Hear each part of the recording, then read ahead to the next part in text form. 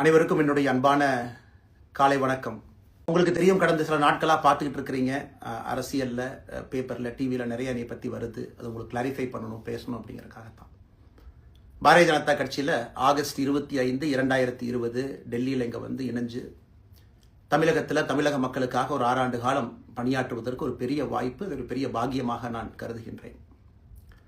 இன்னைக்கு எந்த இடத்துல இணைஞ்சனோ அதே இடத்துல வந்து மரியாதையோடு, பண்போடு, அன்போடு என்னுடைய பாதை வேறு பாதையில் பயணம் செய்யணும். இலக்குகள் இன்னும் பெரிதாக இருக்கிறது. நிறைய மக்கள் இணைச்சு செயல்படணும். ஒரு புதிய அரசியலை, அடிப்படை கட்டமைப்பை மாற்றக்கூடிய அரசியலை உருவாக்க வேண்டும் என்கின்ற ஒரு எண்ணத்தோடு இன்னைக்கு வந்து ரொம்ப பண்போடு சொல்லிவிட்டு அதே இயக்கத்திலிருந்து வெளியே வருகின்றேன். இது தமிழர் பண்புன்னு கூட வச்சுக்கலாம். வெளியே சென்றாலும் கூட மரியாதையோடு சொல்லிவிட்டு செல்வது நம்முடைய பண்பு என்பதுதான் எனக்கும் இலக்கணமாக இருந்திருக்கிறது. இன்றிலிருந்து நம்முடைய ஒரு புதிய பாதை, ஒரு புதிய இயக்கம், ஒரு புதிய பொலிட்டிக்கல் மூமெண்ட், அடிப்படையிலிருந்து ஒரு புதிய பரிமாணத்தோடு, பார்வையோடு பார்க்கக்கூடிய ஒரு விதத்தில் தான் நம்முடைய மூமெண்ட்டை நம்ம ஆரம்பிக்கணும். நீங்கள் எல்லோரும் சேர்ந்து இணைஞ்சு அதை ஆரம்பிக்கணும் அப்படிங்கிறது என்னுடைய பெரிய ஆசைங்க. அதற்கு முன்பு சில விஷயத்தை சொல்லணும். என்னுடைய அரசியல் பாதை என்பது ரொம்ப வளைஞ்சு நெளிஞ்சு இங்கே வந்து உங்கள் முன்னாடி நின்றுட்டு இருக்கேன். இது ஈஸி பாத் கிடையாது. ஒரு கிராமத்தில் பிறந்து ஒரு சாதாரண குடும்பத்தில், விவசாய குடும்பத்திலிருந்து வந்து ஒரு காமன் மேன் அரசியலுக்கு வர்றதே நம்ம ஊரில் நாம் ஒதுங்கிக்குவோம், வரமாட்டோம். பட் அதே போல் என்னுடைய பாதையும் கூட 2009 கேப்டன் விஜயகாந்த் அவர்களுடைய கட்சியில் தேமுதிகவில் ஐஎம் லக்னோவில் படிக்கும் பொழுது ஒரு இன்டர்ன்ஷிப்பாக 3 மாத காலம் ஆரம்பித்து, அதன் பிறகு 10 ஆண்டு காலம் கழித்து பாரதிய ஜனதா கட்சியில் ஆரம்பித்து 6 ஆண்டுகள் பாரதிய ஜனதா கட்சியிலிருந்து இன்னைக்கு தனித்துவமாக நம்முடைய இயக்கத்தை மக்கள் முன்னாடி வைக்கணும். உங்கள் முன்னாடி நிற்கிறேன். 25 வயசில் எனக்கு அந்த இன்டர்ன்ஷிப் திரு விஜயகாந்த் அவங்ககிட்ட செய்கிறக்கு ஒரு பெரிய பாக்கியம். அன்னைக்கு அரசியல்லாம் என்னன்னே தெரியாமல் ஒரு புதிய அரசியலை தமிழகத்தில் கொண்டு வர முடியுமான்னு யோசித்த தருணம். இன்னைக்கு வயது 42, கிட்டத்தட்ட 17 ஆண்டுகள் போராடிக்கிட்டே இருக்கிறேன். ஒரு புதிய பாதையை உருவாக்க முடியுமா, ஒரு பெட்டர் பாலிடிக்ஸ், ஒரு பெட்டர் சொசைட்டி கொண்டு வர முடியுமா. அதே நேரத்தில் நிறைய யூகங்கள், நிறைய பேர் நிறைய சொல்றதுனால இதே டெல்லியில் ஆகஸ்ட் 24, 2020 பிஜேபி இணைய வரும்பொழுது சூப்பர் ஸ்டார் ரஜினிகாந்த் அவங்க எனக்கு ஃபோன் பண்ணாங்க. எனக்கும் அவருக்குமான நட்பு கிட்டத்தட்ட நான் பதவியிலிருந்து வந்த பிறகு ஒரு நட்பு. நிறைய அவர்கிட்ட பேசுவேன். அவருடைய அரசியல் பாதை எப்படி இருக்கணும் அப்படின்லாம் பேசியிருக்கேன். அப்போ திரு சூப்பர் ஸ்டார் அவர்கள் இங்கே டெல்லியிலிருந்து திரும்ப வரணும், அவருடைய இயக்கத்தில் இணைய வேண்டும் என்ற வேண்டுகோளை ஆகஸ்ட் 24 ஒரு நாளைக்கு முன்னாடி பிஜேபியில் சேரும் பொழுது வைத்த பொழுது 3 விஷயம்தான் என் கண் முன்னாடி இருந்துச்சுங்க. தமிழ்நாட்டுக்கு எது நல்லது, அதில் எந்த மாற்று கருத்தும் இல்லை. சூப்பர் ஸ்டார் அரசியலுக்கு வர்றதுதான் தமிழ்நாட்டுக்கு நல்லது. சூப்பர் ஸ்டாருக்கு என்ன நல்லது, அவர் அரசியலுக்கு வராமல் இருக்கிறது தான் அவருக்கு நல்லது. கோவிட் காலகட்டத்தில் அவருக்கு இருக்கக்கூடிய உடல் பிரச்சனைகள், அதையே பார்த்துக்கணும். முதல்ல அவர் ஆரோக்கியமாக சந்தோஷமாக இருக்கணும். அண்ணாமலைக்கு எது நல்லது, பாரதிய ஜனதா கட்சியில் இணைகின்றேன் என்கின்ற வாக்குறுதியை திரு சந்தோஷ் ஐயா கிட்ட கொடுத்தேன், ஒரு ப்ராமிஸ் கொடுத்தேன். அதை பிரேக் பண்ணக்கூடாது அப்படிங்கிறதுல நான் தெளிவாக இருந்தேன். ஸோ 3 கான்ஃப்ளிக்ட் இங்கே இருக்கும் பொழுது, ஸோ ஒரு நாள் இந்த கட்சியில் இணைவதற்கு முன்பாகவே முழு கான்ஃப்ளிக்ட்டு. அன்னைக்கே ரஜினிகாந்த் ஐயா பேசி அந்த ஃபோன் காலுக்கு முதல் முறையாக மறுத்து, ஐயா மன்னிச்சுக்கங்க, என்னால் வர முடியாது என்று சொல்லி பாரதிய ஜனதா கட்சியில் அடுத்த நாள் இணைத்துக் கொண்டேன். அதன் பிறகு சூப்பர் ஸ்டார் அவங்களை பார்த்து மன்னிப்பு கேட்டேன். அவரும் பெருந்தன்மையாக அவருடைய அரசியல் பாதையை அவரும் பெருந்தன்மையாக அடுத்து தீர்மானித்தார். எதுக்கு அதை நான் சொல்கிறேன் அப்படின்னாங்க, சில யூகங்களுக்கெல்லாம் இன்று முற்றுப்புள்ளி வைக்க வேண்டும் என்பதற்காக மட்டும்தான் இதை நான் சொல்கிறேங்க. வேறு எந்த காரணமும் கிடையாது. இன்றைக்கும் சூப்பர் ஸ்டார் அவர்கள் மீது பெரும் மதிப்பும் மரியாதையும் வைத்திருக்கக்கூடிய மனிதன் நான். அதே நேரத்தில் பாரதிய ஜனதா கட்சியை பொறுத்தவரை இந்த 6 ஆண்டு காலத்தில் எப்பொழுதும் ஒரு விஷயத்தை விட்டுக் கொடுத்தது கிடையாது. தமிழ்நாட்டினுடைய அடையாளத்தை விட்டுக் கொடுத்தது கிடையாது, மண்ணை விட்டுக் கொடுத்தது கிடையாது, கலாச்சார பாரம்பரியத்தை விட்டுக் கொடுத்தது கிடையாது, நம்முடைய நீரை விட்டுக் கொடுத்தது கிடையாது. நிறைய பேர் என்கிட்ட கேட்பாங்க, குறிப்பாக இந்த பகுதி இந்தியாவில் வரும்பொழுது, அண்ணாமலை நீங்கள் தமிழனா இந்தியனா அப்படின்னு கேட்பாங்க. இது எனக்கு ஒரு பெரிய கான்ஃப்ளிக்டிங் கொடுக்கக்கூடிய ஒரு விஷயம். Are you a Tamilian, are you an Indian அப்படின்னு. தமிழ்நாட்டில் என்னுடைய அப்பாவோ அம்மாவோ, என்னோட அம்மா தமிழ்நாட்டை தாண்டி வெளியே வந்ததே கிடையாதுங்க. தமிழ்நாட்டில் மட்டும்தான் இருந்திருக்கிறாங்க. என்னுடைய பாரம்பரியம் எல்லாமே. அப்பா ஒரு முறை தமிழ்நாட்டுக்கு வெளியே சின்ன வயசில் வந்துட்டு போயிருக்கிறாங்க. அங்கேயே ஆண்டு காலமாக இருந்து விவசாயம் செய்யக்கூடிய குடும்பம். எனக்கு முதல் வாய்ப்பு தமிழ்நாட்டை விட்டு வெளியே வந்து லக்னோவில் படிக்கிறதுக்கு, அதன் பிறகு டெல்லியில் இருப்பதற்கு, ஹைதராபாத்தில் 2 ஆண்டு காலம் ட்ரைனிங்கில் இருப்பதற்கு, அதன் பிறகு கர்நாடகாவில் 8-9 ஆண்டு காலம் IPS அதிகாரியாக பணி செய்வதற்கு. ஸோ இந்தியா முழுவதுமே கிட்டத்தட்ட அந்த 10-15 ஆண்டுகள் சுற்றிவிட்டேன். அதனால் நான் எப்பொழுதுமே சொல்வேன், நான் ஒரு பெருமை மிகுந்த இந்தியன், ஒரு பாரம்பரிய தமிழன் என்கின்ற அடையாளத்தோடு எல்லாத்துக்கிட்டையுமே சொல்லுவேன். அது இந்த கான்ஃப்ளிக்ட் சில பேருக்கு ஒரு எட்டர்னல் கான்ஃப்ளிக்ட் ஆச்சு. இன்னைக்கு தமிழ்நாட்டினுடைய அரசியலும் கூட ஒரு பெருமை மிகுந்த தமிழனாக இருக்கணும் அப்படின்னா நான் ஒரு இந்தியன் என்று சொல்ல வேண்டிய அவசியம் இல்லை அப்படின்னு நிறைய கட்சிகள் அங்கே இருக்கிறாங்க. நான் எப்பொழுதுமே தொடர்ந்து சொல்லிக் கொண்டிருப்பது, இந்தியன் என்கின்ற அடையாளத்தோடு ஒரு பெருமை மிகுந்த தமிழனாகத்தான் எல்லா இடத்துலையும் இருக்கிறேன். அப்படித்தான் இந்த இயக்கத்திலும் இருக்கணும். நாம் ஆரம்பிக்கக்கூடிய இந்த இயக்கத்தில் உங்களோடு பயணம் செய்யணும். தமிழ்நாட்டினுடைய எந்த பிரச்சனையும் கூட முன்னிறுத்தி சமரசம் இல்லாத நம்முடைய தமிழ்நாட்டினுடைய வளர்ச்சியை நாம் எல்லோரும் கொண்டு போகணும். எத்தனையோ பிரச்சனைகள். நான் பாரதிய ஜனதா கட்சியில் இணைந்த பிறகு எல்லா தலைவர்களும் பெரும் ஒத்துழைப்பு தான். இருந்தும் தனியாக போகணும், உள்ளாட்சி தேர்தலில் தனியாக போகணும், தமிழ்நாட்டினுடைய அடையாளத்தோடு பாரதிய ஜனதா கட்சி இருக்கணும். தமிழ்நாட்டினுடைய அடையாளம் மிக முக்கியம் என்பதற்காகத்தான் அன்னைக்கு தலைவர் திரு ஜே பி நட்டா அவர்கள் நிறைய பேர்த்துக்கிட்ட பேசி நாம உள்ளாட்சி தேர்தல் தனியாக போகணும், அதே போல தான் லோக்சபா தனியாக போகணும். ஏதோ தனிப்பட்ட முறையில் எனக்கும் இன்னொரு கட்சிக்கும் பிரச்சனை இல்லைங்க. பாரதிய ஜனதா கட்சி ஒரு தமிழர் அடையாளத்தோடு களத்தில் இருந்தால் மட்டும்தான் அது தமிழர் நலத்தை முன்னிறுத்தக்கூடிய கட்சியாக இந்திய அடையாளத்தோடு இருக்க முடியும் என்கின்ற ஒற்றை நம்பிக்கை மட்டும்தான். டங்ஸ்டன் பிரச்சனையாக இருக்கட்டும், அதை கத்தி கூச்சல் போடாமல் அதை பொறுமையாக ஒரு இடத்திற்கும் சென்று நம்முடைய கட்சி அதை நம்ம சரி செஞ்சு கொடுத்தோம்.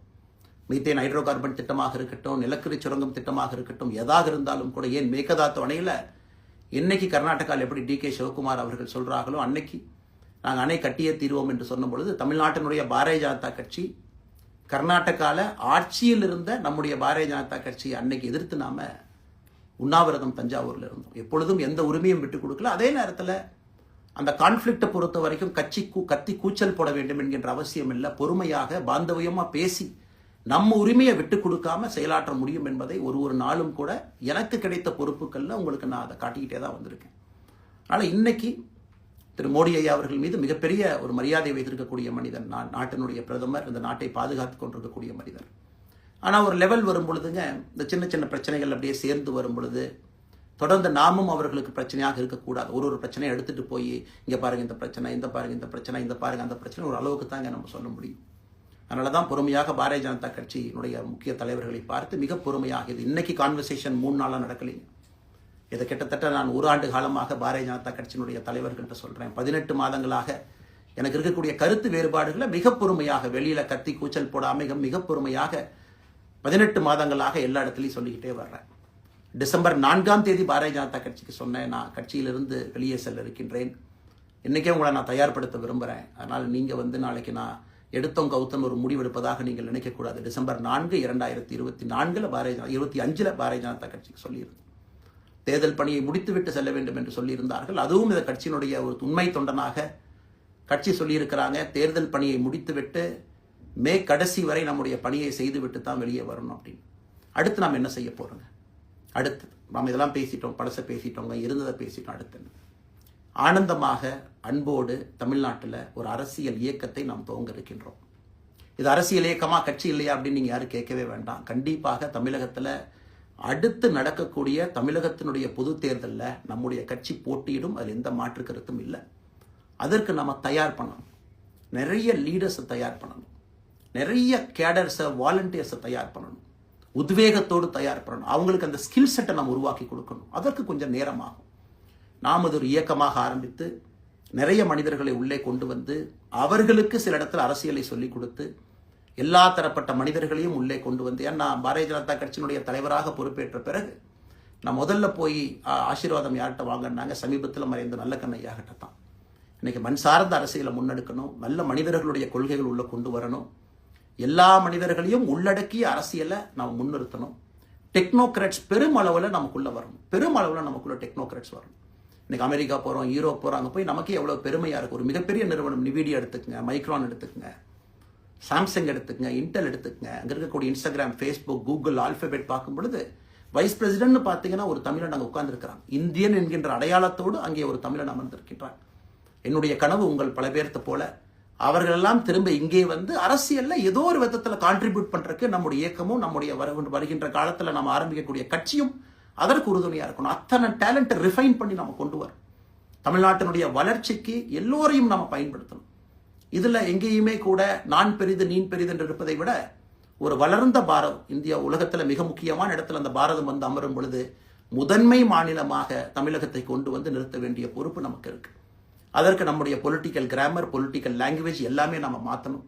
நம்ம பேசக்கூடிய விஷயம். அடுத்து இன்னொன்று கேட்குறாங்க, நான் கமெண்ட் வர அப்படியே நான் பேச ஆரம்பிக்கிறேன். தமிழ்நாட்டில் இன்னைக்கு ஒரு அரசியல் கட்சி வேணுமான்னு கேட்டீங்கன்னா கண்டிப்பாக வேணும், அதில் எந்த மாற்று கருத்தும் இல்லை. காரணம், ஒரு கடைக்கு போய் நாம் ஒரு டூத் பேஸ்ட்டோ ஒரு அரிசியோ ஒரு பருப்போ வாங்கினா கூட 10 கடை ஏறி இறங்கி எங்கள் அம்மா அதெல்லாம் பார்த்து விலையை பார்த்து தரத்தை பார்த்து பொருளை பார்த்து அத்தனை முறை வாங்கித்தான் பார்ப்பேன். ஏன்னா அது நம்ம உடம்புக்குள்ள போகிற விஷயம்.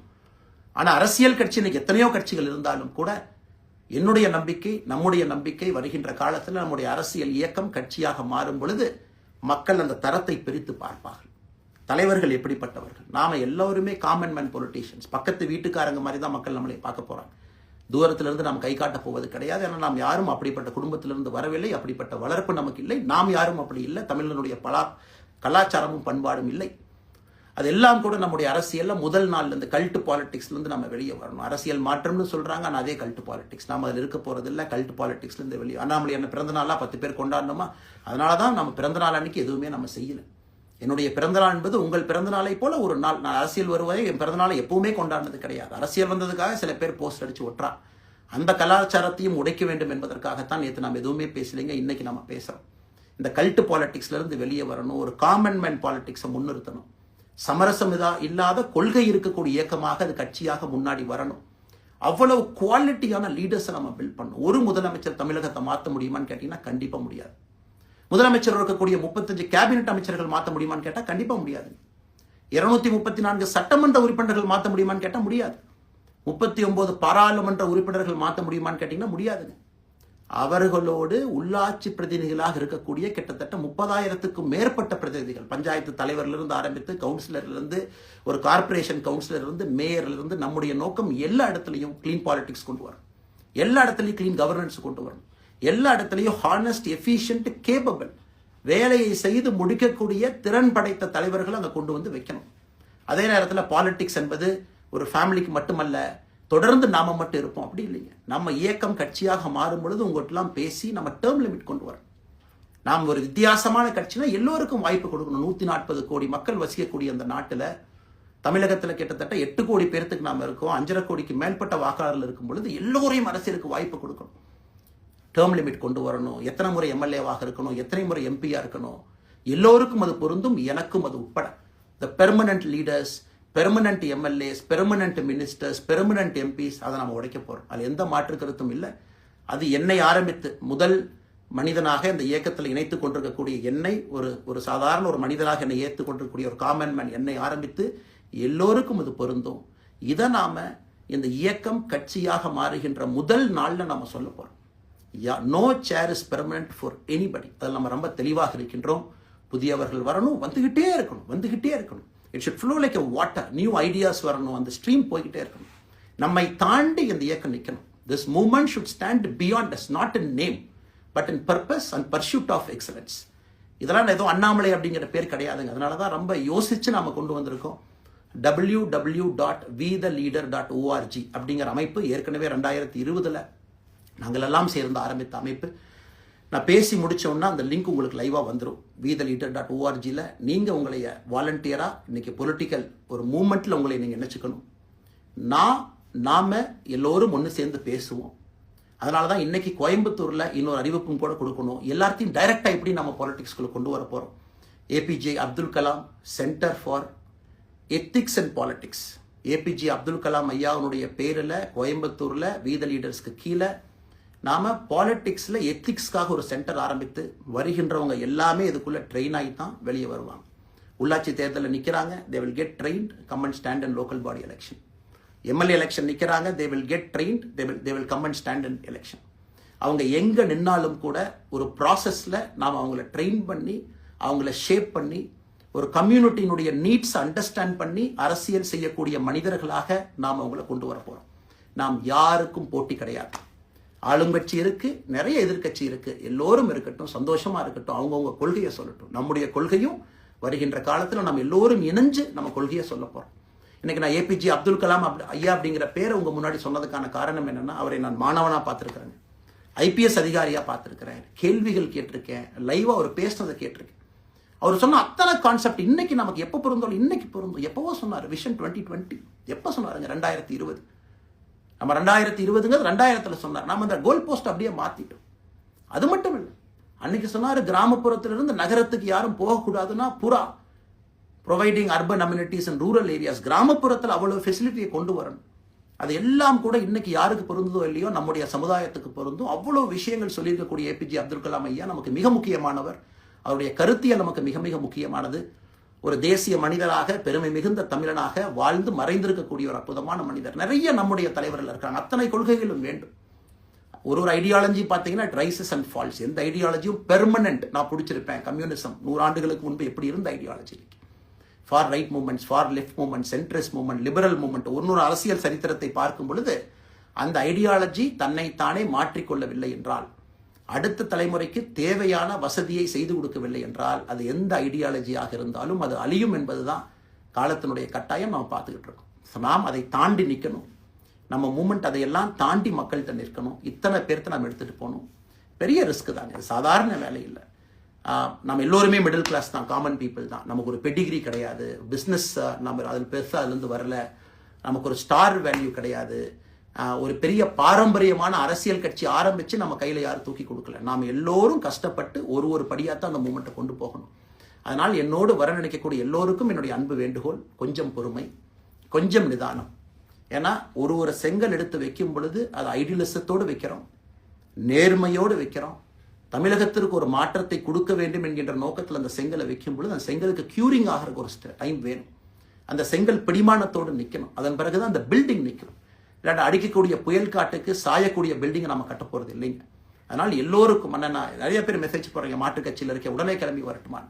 எல்லோரும் சந்தோஷம். wetheLeader.org எல்லோரும் இணைஞ்சு இயக்கமாக அது விரைவில் சரியான நேரத்தில் நாம் அந்த மசில், ஜிம்முக்கு போனால் கூட நேரடியாக 50 கிலோ தூக்க முடியாதுங்க. 10 கிலோலேருந்து 50 கிலோவுக்கு போகும். நாம் அந்த மசிலை பில்டு பண்ணி அந்த மெட்டில் ஃபைபரை நம்முடைய தோழர்களுக்கு நம்ம பில்டு பண்ண உடனே அது பொலிட்டிக்கல் பார்ட்டியாக அது மாறும். அதுவரை பொறுமை பொறுமை பொறுமை. அவசரமாக ஒரு வெயிட்டை தூக்கி முதுகு பிடிச்சி கால் பிடிக்கிறத விட சரியாக ஒரு திசையிலும் அதை கொண்டு போய் இதை பக்காவான முறையில் நம்ம அதை செய்வோம். ஆனால் இன்றிலிருந்து நம்முடைய wetheLeaders.org அதில் மூமெண்ட் நம்ம ஆரம்பிக்கிறோம். கோயம்புத்தூரில் ஏபிஜே அப்துல் கலாம் ஐயாவோட பேரில் centre for ethics and politics அதை உருவாக்குறோம். உள்ளாட்சி தேர்தலுக்கு நிறைய மனிதர்களை இங்கிருந்து நம்ம அனுப்புகிறோம். அவங்க உள்ளாட்சி பிரதிநிதிகளாக வர்றாங்க. குட் பாலிட்டிக்ஸை நம்ம சொல்லிக்கிட்டே வர்றோம். அதனால தான் நான் அடிக்கடி சொல்லுவாங்க, நாம் மாறுவோம், மாற்றம் தானாக நடக்கும். ஸோ அதனால தான் நம்முடைய இந்த மூமெண்ட்டினுடைய கொள்கையே மாறுவோம், மாற்றுவோம். Let us also change to bring change. இந்த ரெண்டையும் செய்வோம். யாரும் மீதும் வன்மம் கிடையாது. அதே நேரத்தில் நம்முடைய சமூக வலைதளத்தில் இருக்கக்கூடியவங்க நான் வாரியர்ஸ்ன்னு சொல்லிங்க, you are the change agents. என்னை பொறுத்தவரை ஒரு மாற்றத்தை கொடுக்கக்கூடியவங்க நீங்கள். சண்டை களத்தில் சண்டை போடுறது நம்ம வேலை இல்லைங்க, மாற்றத்தை கொடுக்கக்கூடியது நம்முடைய வேலை.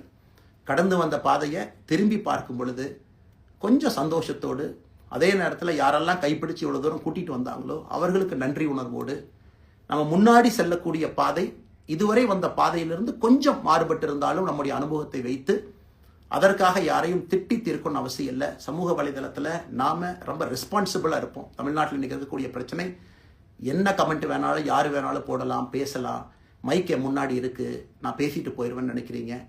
பாதிக்கப்படுறவங்க பின்னாடி ஒரு குடும்பம் இருக்குது, குட்டி இருக்குது, குழந்தை இருக்குது, அவங்களுக்கும் ஒரு தனி அடையாளம் இருக்குது. அது என் சைட்லேருந்து தெரியாமல் ஏதாவது தவறு நடந்திருந்தாலும் கூட, என்னை ஆதரித்து செய்பவர்கள் ஏதாவது தவறு செய்திருந்தாலும் கூட அதற்காக இந்த நேரத்தில் நான் மன்னிப்பும் கேட்டுக்கிறேன். இப்போ இருந்து நம்முடைய பாதை, முன்னாடி செல்லக்கூடிய பாதை என்பது மக்களுக்கான பாதை, ஒரு பாசிட்டிவான பாத். காமன் மேன் பாலிட்டிக்ஸை நம்ம பில்ட் பண்ணுறோம். ஃபவுண்டேஷனோடு மேலே வரப்போகிறோம். தமிழ்நாட்டை எல்லா இடத்திலும் கூட கீழிருந்து மேலே வரை அந்த மாற்றத்தை கொண்டு வர போகிறோம். அதனால தான் நான் இன்ஸ்டாகிராம் லைவ்ல வந்தேன். ஒரு புதிய தலைமுறையை நம்ம அரசியலுக்குள்ள கொண்டு வரணும். அவங்களை ஒதுக்கி வைக்க முடியாது. ஏன் அப்படி ஓட்டு போடுறாங்க, ஏன் அப்படி ஓட்டு போடுறாங்க கேட்க முடியாது. They are hungry for change. மாற்றம் வேண்டும் என்று துடித்துக் கொண்டிருக்கின்றார்கள். உடனே நடக்கணும். யூரோப்பியன் கண்ட்ரி போகிறாங்க, டூர் பார்க்குறாங்க, சோஷியல் மீடியாவில் பார்க்குறாங்க. தமிழ்நாட்டில் ஏன் நாளைக்கு காலையில் நடக்கலைங்க?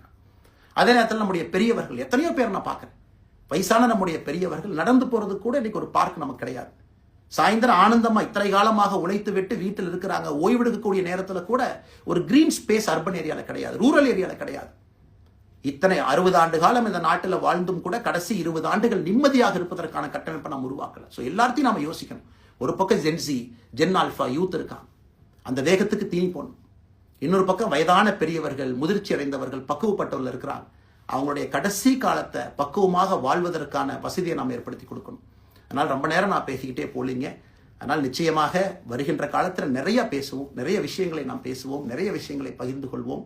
அதனால் நிச்சயமாக நமக்கு நல்லது நடக்கும். இன்னொரு கேள்வி கேட்டிருக்கீங்க. ஏன்னா நான் பேச அது அப்படியே மேலே வந்துட்டு இருக்கேன். எனக்கு இது புதுசுங்க. அப்படியே நானும் மேனேஜ் பண்ணி பேசிகிட்டு இருக்கேன். உங்களுக்கும் பிரதமருக்கும் இருக்கக்கூடிய முடிவு, நம்முடைய பிரதமர் மோடி அவர்கள் நம்முடைய பிரதமர், அந்த கௌரவம் இருக்கும். ஆனால் பாரதிய ஜனதா கட்சியிலிருந்து ஒரு விஷயத்தை நம்ம டிஸ்அக்ரி பண்ணுறோன்னா கம்பீரமாக ஸ்ட்ரெயிட்டாக நம்ம டிஸ்அக்ரி பண்ணுவோம். 3 மொழி கொள்கை சமீபத்தில் கொண்டு வந்திருக்கக்கூடிய டைம் டேபிளில் மாற்றம் 2029 தான் 9ஆம் கிளாஸ் பசங்க 3வது மொழியை படிச்சிருக்கூடாது. 2020 மாற்றிய பொழுது நான் குரல் கொடுத்தேன். அதில் எந்த மாற்று கருத்தும் இல்லை. நாம் அப்போஸ் பண்ணுறதுக்காக யாரையும் அப்போஸ் பண்ண மாட்டாங்க. எதிர்ப்பதற்காக நம்முடைய அரசியல் கிடையாது.